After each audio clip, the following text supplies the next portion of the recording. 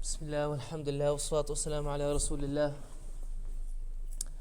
Every so often, going through the series about the companions of the Prophet ﷺ, we pause and we go back and we review roughly every 5 to 10 companions, just so that we're retaining the information and we can continue to put a name to the story.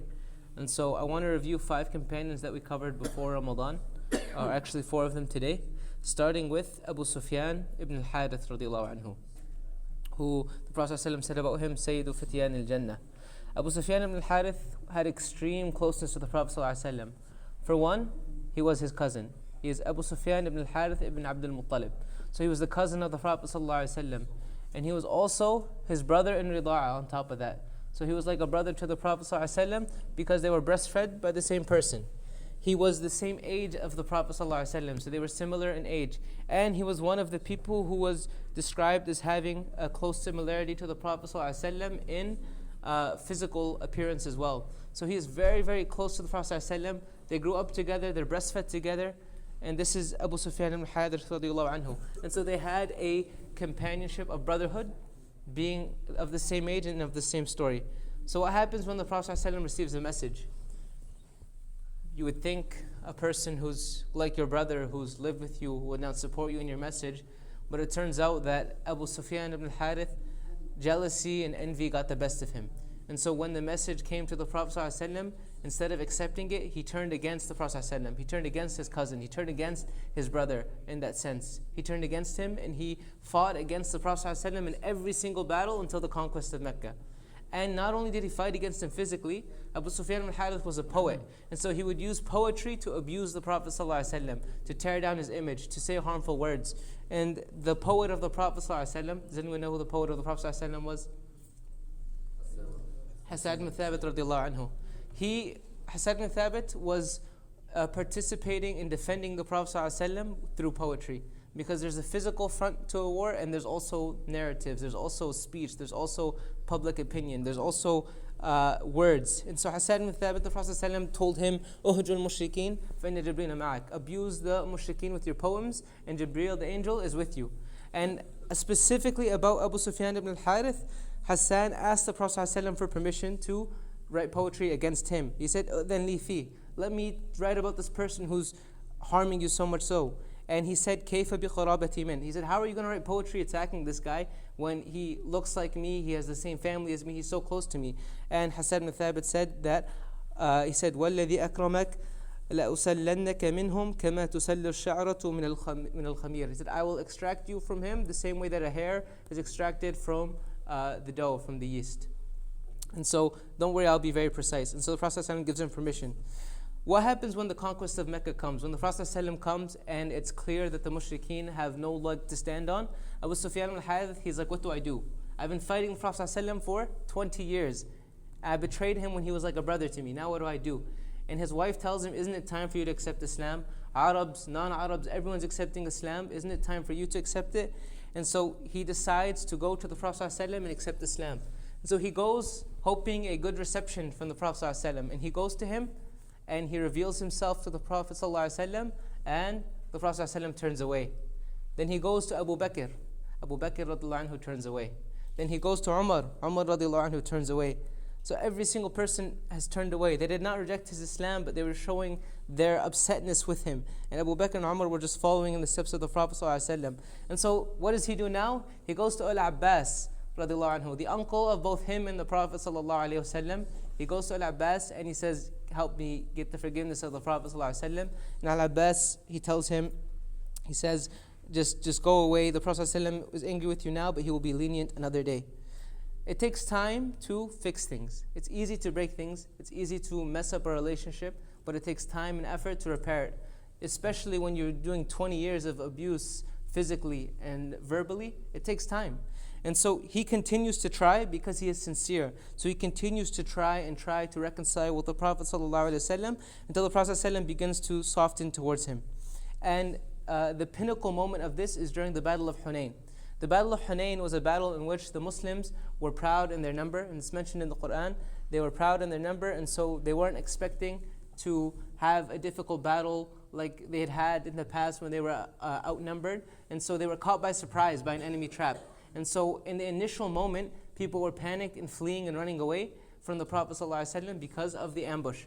And Abu Sufyan, he says that he saw the Prophet ﷺ standing there fighting tall like a mountain. And so he saw this as his chance, and he breaks the sheath of his sword, meaning that I'm not going to put my sword away, I'm going to fight to the end. And he goes to the mule of the Prophet ﷺ, and he stands on one side, grabs the reins with one side, and has the sword in the other, and he begins to fight.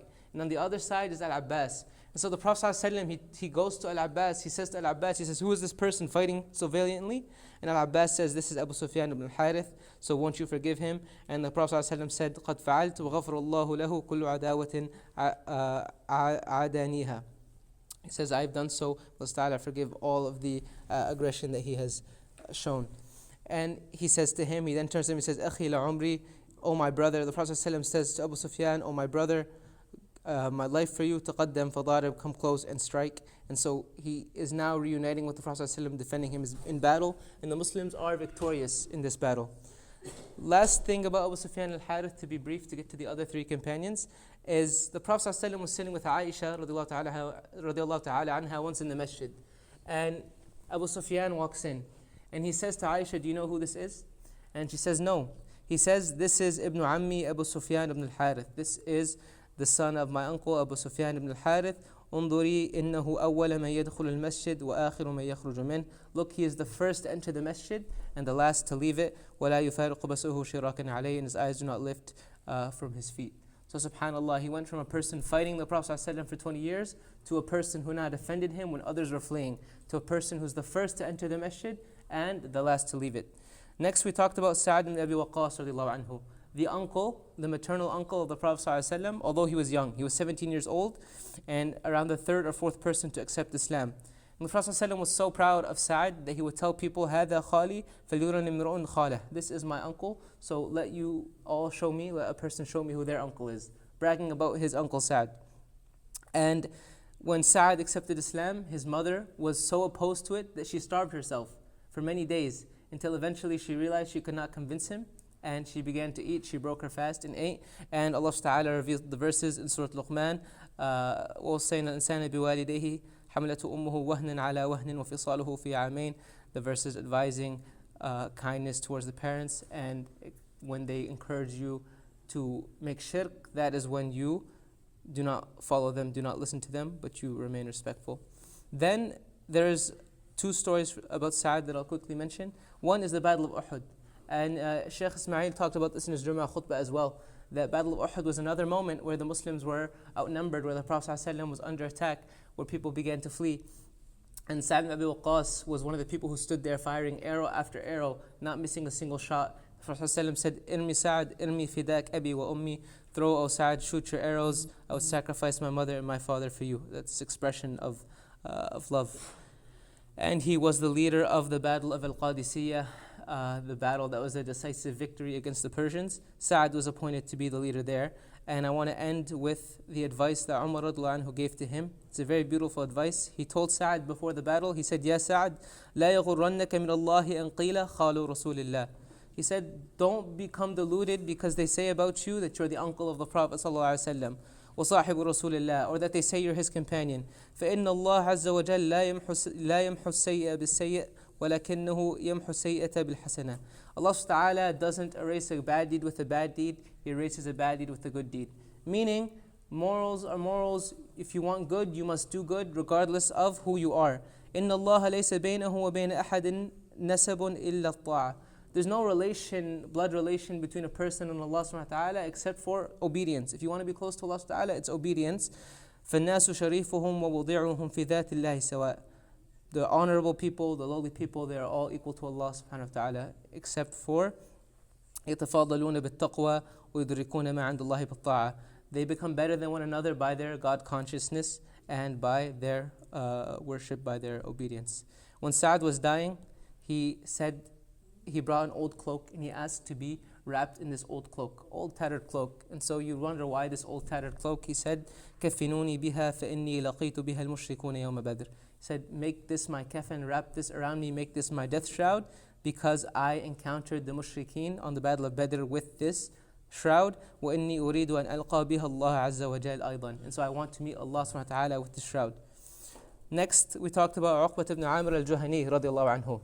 Uqba, he was from the Ansar, and he lived in Medina, but not directly in it. He was one of the people grazing his sheep on the outskirts of the city. And all he had in life was his sheep.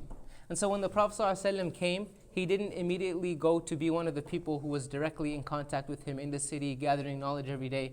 And so him and the other people herding sheep, they said, let's make a deal. Once a day, someone will watch all our sheep, and the other person, will go and get the knowledge. And so Uqba was so concerned about his sheep that he said, no, I'll watch all your sheep, and you guys go. Because that's all he had in this life. But then he regrets his decision. He says, how am I going to deny myself the opportunity to learn from the Prophet ﷺ over some sheep? And so he leaves his sheep altogether, he gives them away, and he goes to study with the Prophet ﷺ. What did this decision get him?